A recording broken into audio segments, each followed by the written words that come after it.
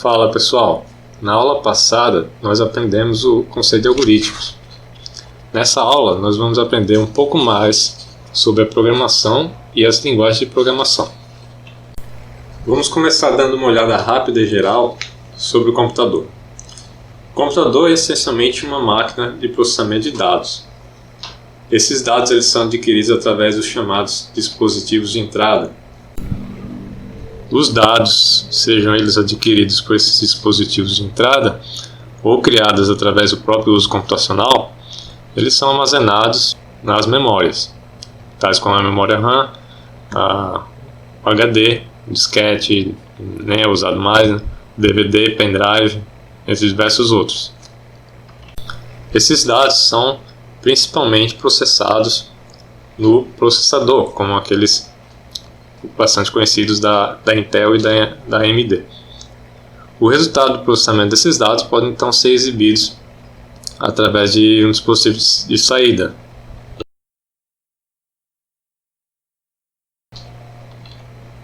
O sistema operacional vai ser um conjunto aí de softwares que controla esses recursos do computador e aí vai oferecer serviços básicos para qualquer aplicativo.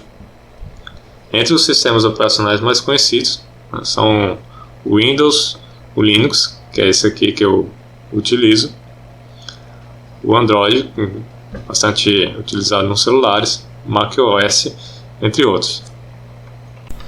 Já os programas, que são nossos objetos de estudo aqui no curso, são essencialmente sequências de instruções que podem ser executadas em um processador. Esses programas eles podem interagir com o sistema operacional para ter acesso a essa gama de dispositivos de entrada e saída, a memória, a processamento. Bom, todos esses programas que utilizamos no dia a dia lidam com dados de diversas naturezas. Por exemplo, um editor de texto lida essencialmente com palavras, com texto. Uma calculadora lida com números.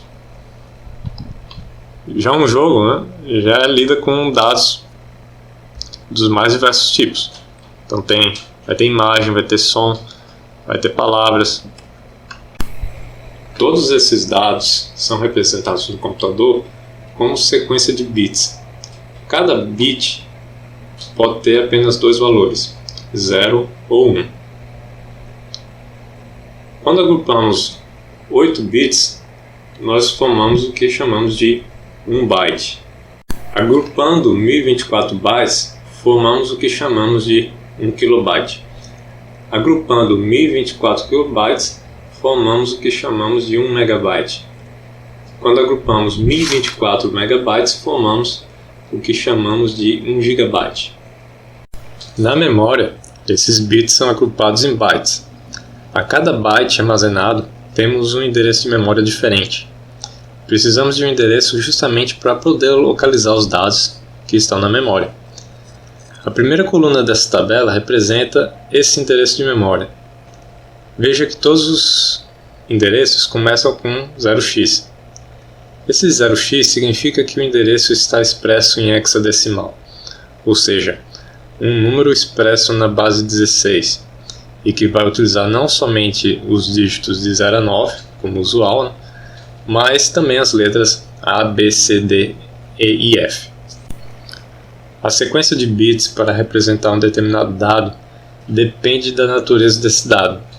Por exemplo, o número inteiro 5 pode ser representado como a sequência de 8 bits 00, 00, 01, 01. Como estamos usando uma sequência de 8 bits para representar um número inteiro, então isso significa que essa sequência só pode representar 2 elevado a 8 números inteiros diferentes, ou seja, são 256 possibilidades. Como são poucas combinações para o inteiro, então chamamos esse inteiro de inteiro curto. Um outro exemplo, um editor de texto lida com caracteres. O caractere B pode ser representado como uma sequência 01, 00, 00, 10. Já o caractere C pode ser representado como uma sequência 01, 00, 00, 11. Já o número real 3.2, que está sendo usado na calculadora, precisa de 4 bytes da memória, ou seja, uma sequência de 32 bits. Agora, o que é que diz que tal caractere, tal número real, tal número inteiro possui determinada sequência de bits? E uma imagem, um som, como é que eles são representados? Bem, existem diversas regras e conversões para transformar esses dados para bits. Por exemplo, a sequência de bits dos caracteres, como colocado aqui, são definidos de acordo com o padrão ASCII-2, que representa os caracteres com 1 byte de memória. Há outros padrões para caracteres, como o Unicode, que pode usar entre 1 e 4 bytes. O número real 3.2 é representado de acordo com o padrão I3E754. Mas não vamos entrar em detalhes nessa aula. Se vocês quiserem saber mais, vou colocar o link dessas aulas na descrição desse vídeo, assim que essas aulas estiverem disponíveis. Os programas, como eu tinha dito, são sequências de instruções que podem ser executadas em um processador. Que instruções um processador pode executar? Bem, isso é bem específico para cada arquitetura de computador. As instruções são convencionadas como sequência de bits. O conjunto dessas instruções formam o que chamamos de linguagem ou código de máquina. Em uma arquitetura de 32 bits, por exemplo, cada instrução pode ser codificada com 32 bits. Parte dessa sequência é destinada para codificar o tipo da instrução e outra parte para codificar os parâmetros da instrução. Até certo ponto da história da computação, seria necessário aprender esses conjuntos de instruções disponíveis e escrever uma sequência de instruções para montar o seu programa. Programar nessa linguagem de máquina é uma tarefa muito árdua, já que um processador pode conter centenas, milhares de instruções, e são instruções muito básicas para fazer os programas que conhecemos hoje em dia. Felizmente, também ao longo dessa história da computação, foram surgindo as chamadas linguagens de programação, que facilitaram bastante todo esse processo. Ao invés de expressar as instruções na linguagem de máquina, expressamos em uma linguagem um pouco mais amigável. Há diversas linguagens de programação disponíveis, tais como Python, Java, C, C++, MATLAB, etc. Cada uma delas tem suas próprias características. Mas como é que os programas escritos nessas linguagens são executados se o processador somente executa instruções em linguagem de máquina? Vamos entender bem isso agora. No geral, podemos classificar essas linguagens de programação em duas categorias: as linguagens compiladas e as linguagens interpretadas. Em ambos os casos, o programador escreve o seu programa em um arquivo de texto chamado código-fonte. Nas linguagens compiladas, há um programa específico chamado compilador. Esse compilador vai ler o código-fonte e escrever em um outro arquivo as instruções em linguagem de máquina. Esse arquivo vai ser um arquivo executável. A linguagem C é um exemplo de linguagem compilada. Um dos compiladores para a linguagem C é o GCC. Então tenho aqui a pasta onde eu tenho um arquivo teste.c, que eu coloquei da aula passada. Clicar com o botão direito, abrir o terminal. E aqui eu vou colocar o seguinte, vou colocar gcc teste.c e depois -o exec. Isso vai criar um novo arquivo aqui chamado exec, que é um arquivo executável, pode ser já executado pelo processador. Então, para executar esse programa, colocamos ponto barra o nome do executável e aqui está o resultado.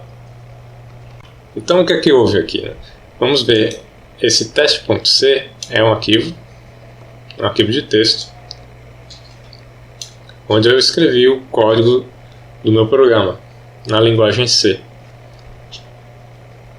Depois de ter escrito o código-fonte, vim aqui e usei o GCC, que é o compilador.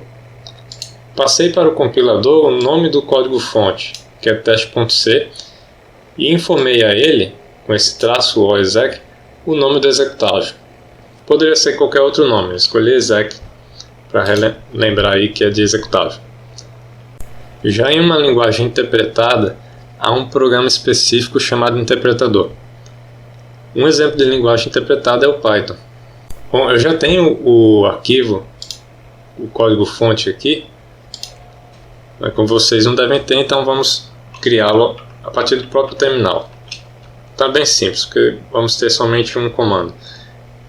Então coloca aqui eixo print e vai colocar o que é que você quer que seja exibido na tela. Então, por exemplo, uma mensagem. E depois vamos especificar o destino. Vou colocar aqui como teste.py. É claro, aqui vai sobrescrever o código-fonte que eu já tinha. Se eu abrir aqui esse código-fonte, vou ver que é justamente o que eu tinha colocado lá no terminal.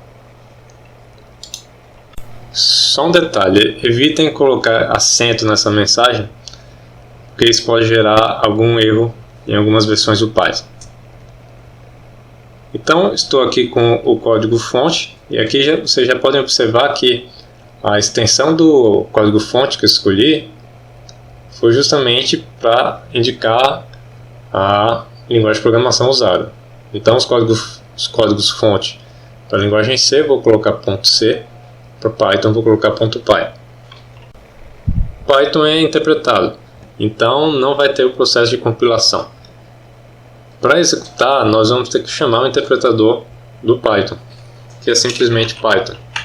Então Python, e aí vamos colocar o código-fonte, no caso aqui teste.py, e instalar o resultado. Vejam que, ao contrário da linguagem compilada, não é gerado nenhum executável. Ao invés disso, o programa interpretador, no caso o Python, vai carregar o arquivo que eu especifiquei, ou seja, o teste.py, interpretar os comandos que estão lá e executar as instruções correspondentes ao que está sendo interpretado. Assim como uma linguagem real, cada linguagem de programação possui suas regras de sintaxe e semântica. Sendo que, ao contrário das linguagens faladas, quando escrevemos um código em uma linguagem de programação, devemos obedecer rigorosamente às regras dessa linguagem. Então, o compilador ou interpretador não vai aceitar, não vai flexibilizar caso encontre um erro. Um outro comando interessante aqui no Bash, que eu queria mostrar para vocês, é o xxd. Então, vocês podem colocar xxd, e aí vamos colocar aqui no caso o teste.c. Esqueci de colocar aqui -b. Então o que é que ele vai exibir aqui? Ele vai exibir o código-fonte na tela junto com a sequência de bits. Então ele está justamente agrupando em grupos de 8, ou seja, 1 byte.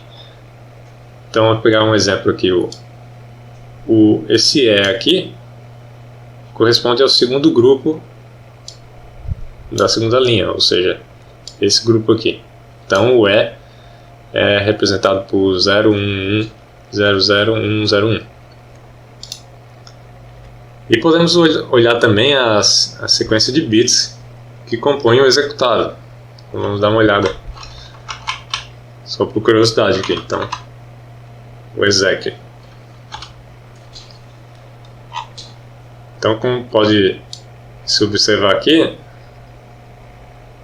é uma sequência enorme aí de bits só para executar aquele programa bem simples de exibir uma mensagem na tela.